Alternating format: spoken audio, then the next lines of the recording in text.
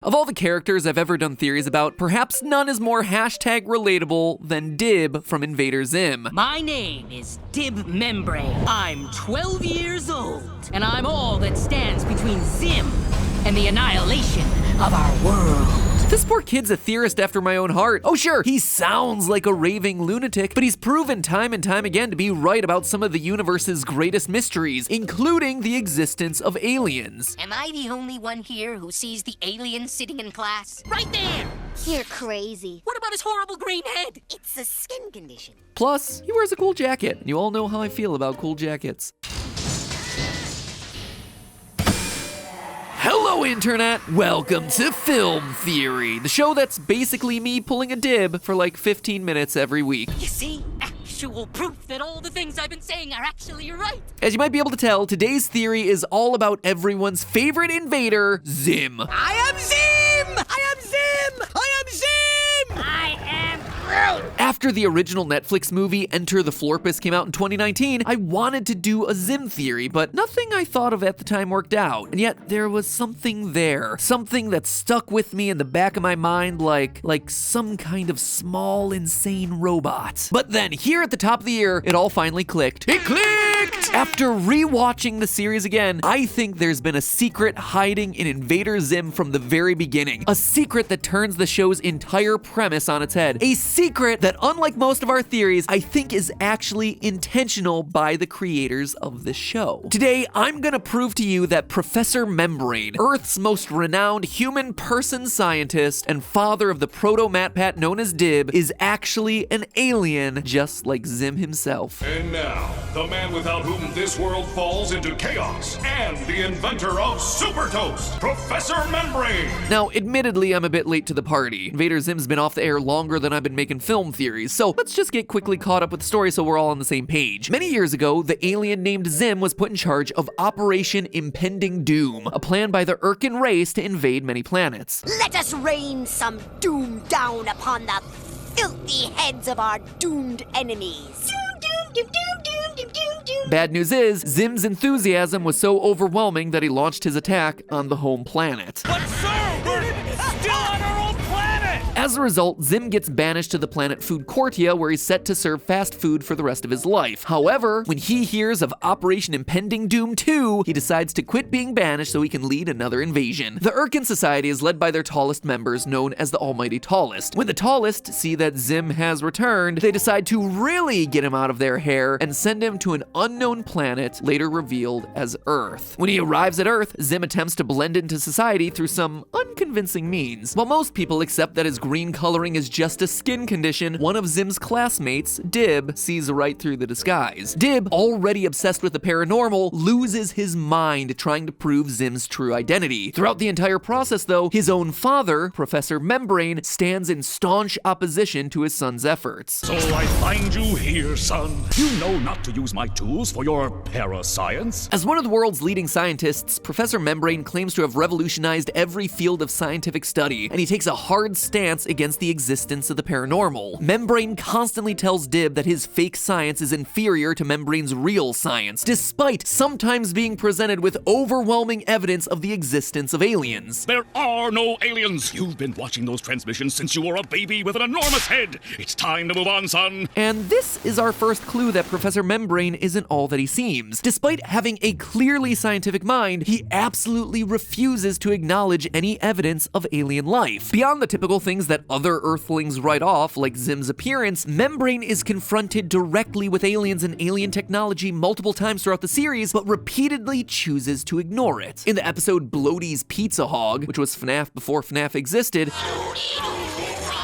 Dib and his sister Gaz call Membrane from a working Urkin spaceship. No reaction. Later, in the Invader Zim movie Enter the Florpus, he's confronted with a garage of evidence, but again, declares it all fake. As a man of science, I need proof, and I just haven't seen... Proof? How do you need more proof than this? Everything I've collected from my countless battles with Zim, I wish just once you'd have my back. Wishing isn't very scientific, son. And it only gets worse considering by the end of that movie, Membrane is abducted by Zim, taken to space jail, and surrounded by actual aliens. Rather than considering all the possibilities of such a wild discovery, Membrane instead acts like the whole thing was just a hallucination. Well, that was very convincing. Because it's real, Dad! He even admits confusion over the existence of his alien doppelganger Clembrain. I'm very confused right now. But continues to deny the existence of aliens, often going on TV to make such a claim, even at the expense of his own son. What about that glowing thing? Look at it! That's no human glow! Possibly a weather balloon. Or swamp gas. It's almost like he's trying to keep the public in the dark about aliens for some reason. Now, one obvious reason for this could be that Membrane himself is an alien. First, let's look at his character design, shall we? He wears a face-covering lab coat with goggles at all times. And I do mean all times. He's been dressed this way since he was a child. I asked Santa to bring me 12 cases of uranium-238. It's very similar in look to what we see members of the Urkin race wearing on the mothership. Tall-necked collars to hide the bottom of their faces. And the goggles would presumably hide his alien eyes. It's also worth noting that Membrane happens to have the exact same hairstyle as Zim's human disguise, which the wiki refers to as a shark fin haircut. Coincidence? Maybe, but perhaps most tellingly of all is Membrane's lack of ears. The show makes no small deal about Zim's lack of ears identifying him as an alien. And he's got no ears! Is that part of your skin condition, Zim? No ears? Now look at Membrane. No ears. Maybe they're covered by the goggle strap, but that would just make it really impossible to hear anything and also be super uncomfortable. No, it is much more likely that his ears are just gone. And here's the kicker. The one thing that goggles can't hide is Membrane's lack of a nose. Nothing is there on his face. And we know for a fact that something is drawn in the other characters. All the other characters on the show have noses except for, you guessed it, Zim, the alien. Even the strange way Membrane chooses to emphasize words feels very much like the speech patterns of our favorite alien, Zim. It has been 1 day already, and the cure for pigmouth still eludes me. Ms. Bitters, I have a mighty need to use the restroom once again. Now let's talk about advanced technology. The Earth of Invader Zim seems to be set in the early 2000s based on the gravestones that we see in the series, and yet human society appears to have much more advanced technology than you would expect from that era. Why? Well, it seems to be coming from Membrane Labs. Membrane Labs. Who wants a better everything? Throughout the show, we're shown that Professor Membrane is a combination of Steve Jobs, Elon Musk, and Nikola Tesla, revolutionizing almost every facet of technology on Earth, and setting trends while he does it. The whole ignorant world watches as Professor Membrane prepares to make the greatest announcement he's made since last week. So, is he just smart, or is he actually an alien? We see that Urkin technology far exceeds that of modern Earth. Even an idiot like Zim can create a time travel device with a lab down in his basement, and he shows a clear disdain for Earth technology. This inferior equipment! Urkin babies play with more advanced toys! And we see that much of Membrane's technology is significantly more advanced than the average Earth tech. Even things like his kitchen appliances are either sentient or potentially deadly. Be sure to take them out of the can, or the explosion will destroy all human life! Now, advanced technology alone doesn't necessarily mean that he's an alien. The fact that his technology looks a lot like Urkin technology, though, does. A lot of Membrane's tech has weird vacuum tubes, bulbous shapes, and purple coloring, all the signatures of alien and specifically Urkin tech. In one night, Membrane is able to add an entire wing onto his lab to research Gaz's pig girl mutation, which is something that we know Urkin technology does. And when it's done, it happens to look a lot like the inside of an Urkin base. But it all goes beyond mere aesthetics here. Membrane Labs tech is canonically Urkin. In one episode, Dib is taken captive by Zim. To escape, Dib needs to hack Zim's computer, and then this happens. I only hope the Urkins just happen to use the same operating system as me.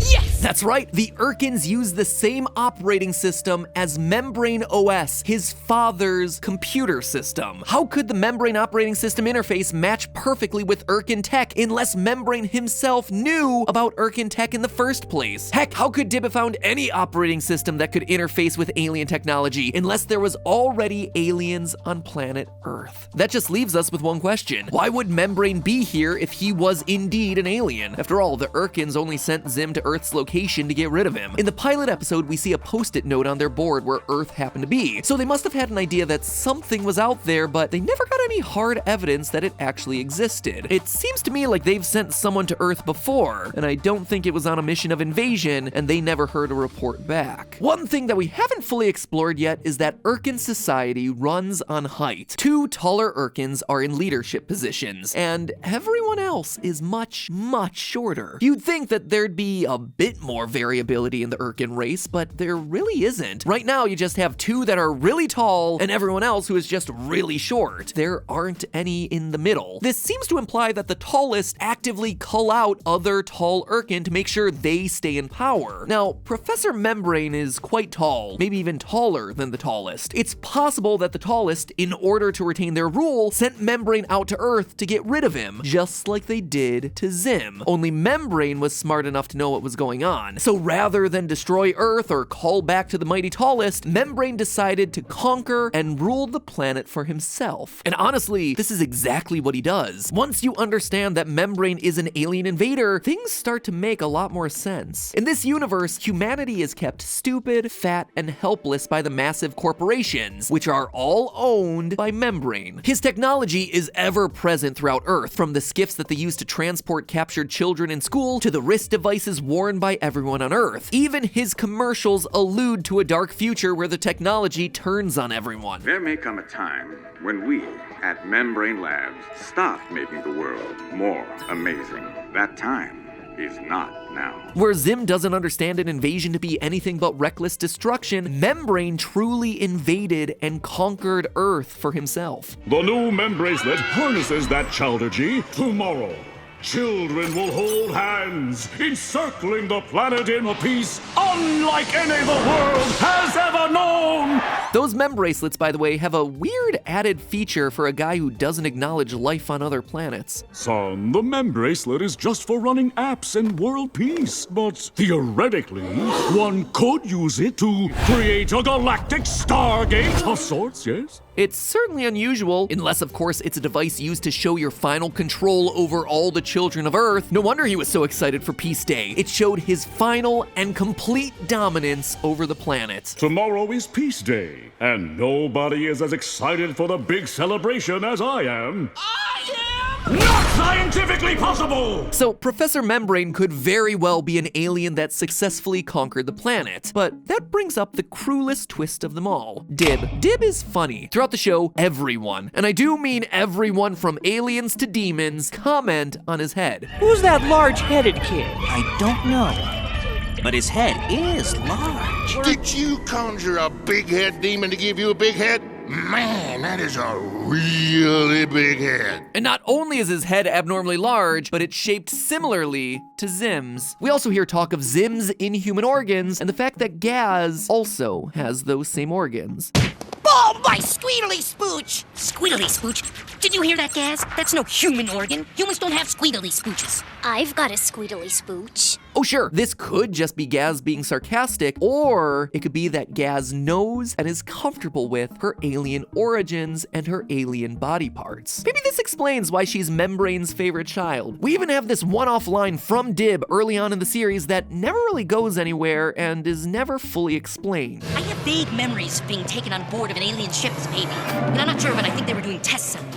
Trying to create some kind of genius super baby, perhaps? It all fits with this final little detail. You see, theorists, Membrane's children have no canonical mother. She doesn't appear in any pictures. She's not mentioned once by any character in the show, movie, or comics. No one questions her absence. This has led some fans to conclude that Dib and Gaz are clones of Professor Membrane, or at least were artificially created from his genetic material. And that is not just a theory. Eric Trueheart, one of the main writers of Invader Zim, has said that Dib, in a future episode had the show not gotten canceled, would have gone on a quest to find out why his life was so horrible, only to find out that he was a clone of his father. And I think you can see where this is going. Dib is obsessed with his quest to prove that Zim is an alien. He wants to expose the world to the fact that aliens exist, and that, in fact, one is living amongst them, undetected. But the cruelest irony of all is that he himself is an alien. He is an alien clone of his alien father. Throughout the entirety of this show's tragically short run, he's trying to expose everyone else to the truth without once realizing the truth for himself. But hey, that's just a theory. A film theory. And surely I can't be the only one coping with, well, everything by shopping online, right? Nothing like a bit of retail therapy. Currently, my mission is to find out how many oversized plushies it takes to fill the void in my heart. It's, definitely more than 6. Well, with today's sponsor, Honey, you can rest assured, Stephanie, that your husband won't sink your child's college fund into collecting Squishmallows. Probably. That's because Honey saves you money when you shop online. It's a free browser extension that scours the internet for promo codes and automatically tests them when you're checking out. Here's how it works. It is super easy. You download Honey with 2 simple clicks. Then, when you're checking out at any of Honey's 30,000 plus supported websites, the extension alerts you to coupons that it's found online. Click Apply Coupons, and boom, instant savings. Money that remains in your pocket. Or I suppose more accurately, in your digital bank account. In all seriousness, with this being the start of a new year, we've been doing a lot of work trying to get organized. I'm talking about shelves, folders, binders, more shelves, and Honey has really come in clutch for online shopping at the depots. That's right, both home and office. Honey has made it really fast and easy to save money on the things that we need, and that's why we've been so happy to partner with them for this episode and for the past couple of years. So join Honey for free today by going to joinhoney.com/filmtheorists, or because Film Theorist is really long and hard to spell, just click the link in the top line of this description. That's it, that's all you need to do, and from there, you're 2 clicks away from saving money. The Honey community is all about saving money on all the products that you're buying anyway, so not using Honey is just stupid, and us theorists aren't stupid. We're a little bit over dramatic sometimes we're a bit of conspiracy theorists, but there's one thing that we're not, and that's stupid. Go get that 16-inch Gur plushie that you've been eyeing since the beginning of this episode. You deserve it. Until next time, I'll see you next week.